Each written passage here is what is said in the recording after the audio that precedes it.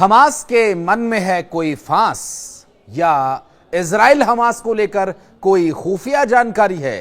क्यों है इजराइल को शंका? इन सभी मुद्दों पर करेंगे बात। इस पूरे वीडियो में रहिएगा अंत तक हमारे साथ। नमस्कार, मैं हूं आशीष त्रिपाठी और न्यूज 18 के इस सोशल मीडिया प्लेटफॉर्म के इस वीडियो में स्वागत है।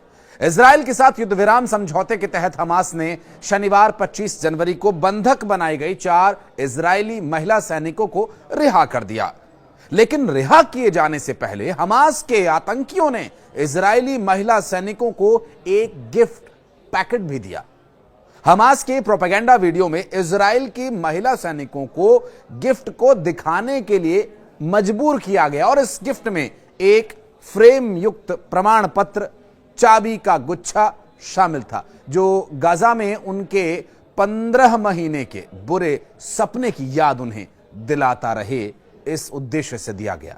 गिफ्ट को हाथ में लेने के बाद सभी महिला सैनिकों को एक स्टेज पर ले जाया गया जिसे हमास ने तैयार किया था और दर्जनों हथियारबंद और नकाबपोश हमास और फलस्तीनी इस्लामिक जिहाद के बंदूकधारी गाजा के चौक पर स्थापित मंच के चारों ओर घेरा बनाकर खड़े हो गए थे। अपहरणकर्ताओं के साथ शांति से मंच पर चलने के बाद चारों ने हमास की जुटाई भीड़ की ओर हाथ हिलाया। उसके बाद उन्हें रेड क्रॉस के हवाले कर दिया गया। अब जो बंधकों की अदला बदली में मध्यस्थता निभा रही है, इजराइल और हमास के बीच करीब जारी जंग जो 15 महीने बाद खत्म हुई, किसी तरह दोनों पक्षों के बीच सीजफायर पर सहमति बनने के बाद महीनों बाद वेस्ट एशिया में शांति आई है। इजराइल की तरफ से हमास और फलस्तीनी कैदियों को छोड़ा जा रहा है, तो दूसरी तरफ हमास ने भी बंधक बनाए गए इजरायलियों को छोड़ना शुरू कर दिया है।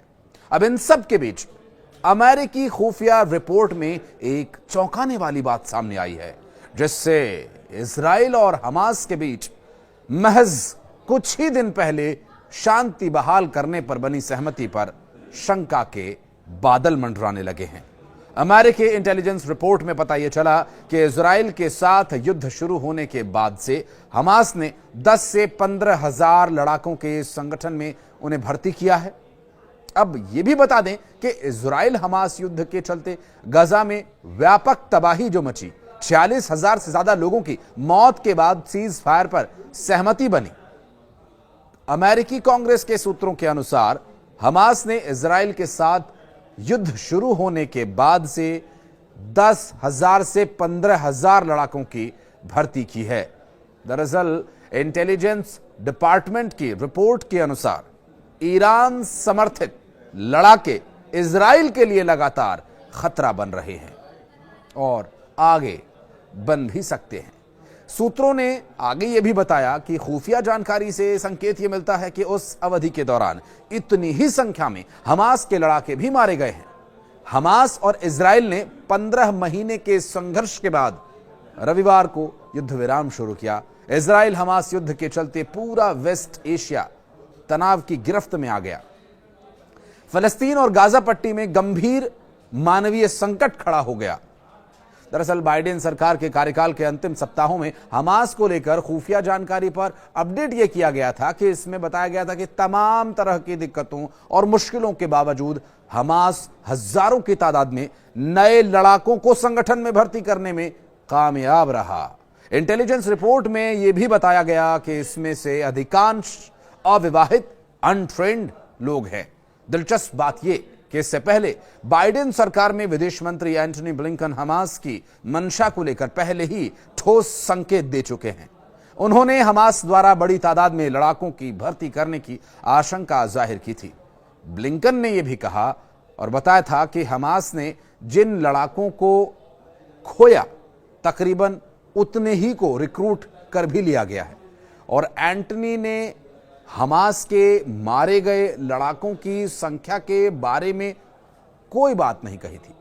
दरअसल इजराइल गाजा में कम से कम 20,000 हमास लड़ाकों के मारे जाने का दावा किया गया और हमास के आई विंग के प्रवक्ता अबू उबेदा ने जुलाई 2024 में हजारों की तादाद में नए लड़ाकों को भर्ती किए जाने की बात कही थी।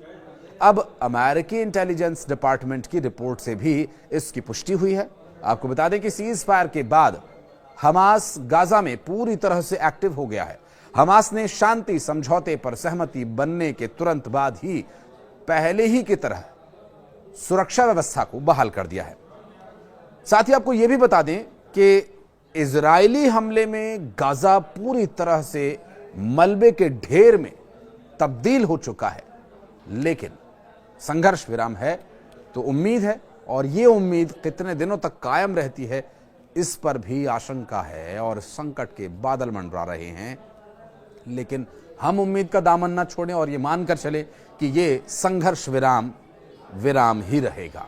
इस वीडियो के बारे में और वर्तमान बन रही परिस्थितियों के बारे में अगर आप कुछ कहना चाहते हैं या कोई राय देना चाहते हैं तो आपको कमेंट सेक्शन में अपनी राय रखनी चाहिए। धन्यवाद।